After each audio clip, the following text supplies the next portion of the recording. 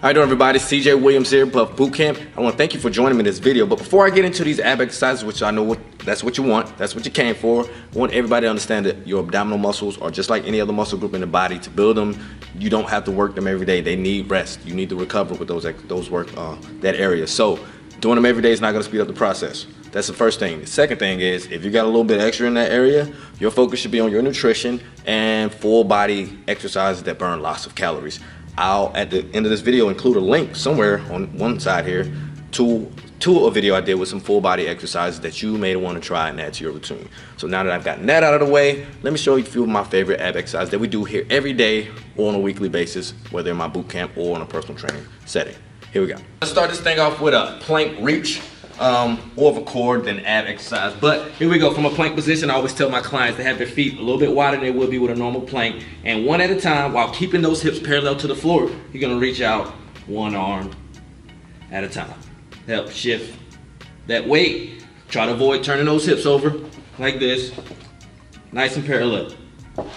Next, Spiderman Plank. So from that same position, bringing those knees up as close to those elbows as you can. Again, keeping those hips low and keeping those hips parallel.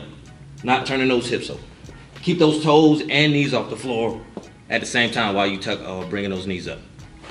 Single leg V up, laying flat, arms overhead, legs out straight. One at a time, bringing those legs up, swinging those arms and tapping those toes, or reaching up as high as you can.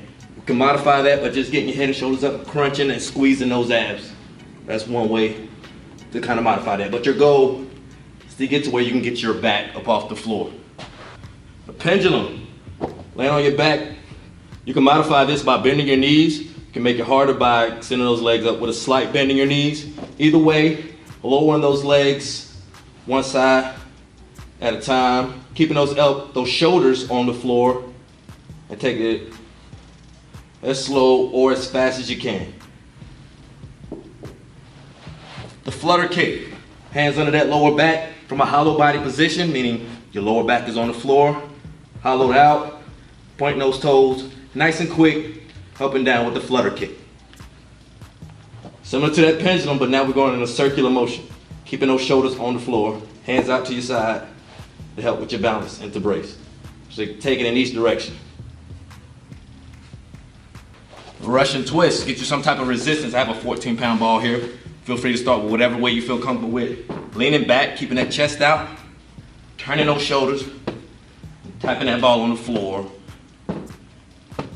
Exhaling with each tap. Again, turning those shoulders and not slouching and just picking the ball. The weighted sit-up.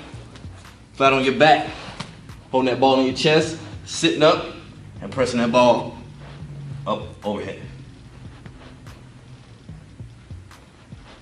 Seated leg raise, sitting, leaning back, not all the way back though, hands on the floor, your knees are slightly bent, and what you're gonna do is raise those legs up over that ball or whatever you have here, whether it be a cone or whatever, but not just picking those legs up and bending those knees.